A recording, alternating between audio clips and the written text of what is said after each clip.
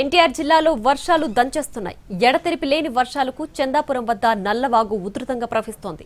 ఒక్కసారిగా వరద పెరగడంతో నందిగామ, చందర్లపాడు మండలాల మధ్య రాకపోకలకు అంతరాయం ఏర్పడింది.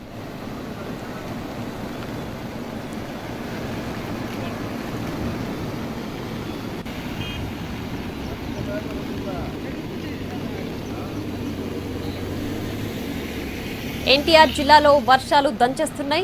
ఎడతెరిపి లేని వర్షాలకు చందాపురం వద్ద నల్లవాగు ఉధృతంగా ప్రవహిస్తోంది. ఒక్కసారిగా వరద పెరగడంతో నందిగామ, చందర్లపాడు మండలాల మధ్య రాకపోకలకు అంతరాయం ఏర్పడింది.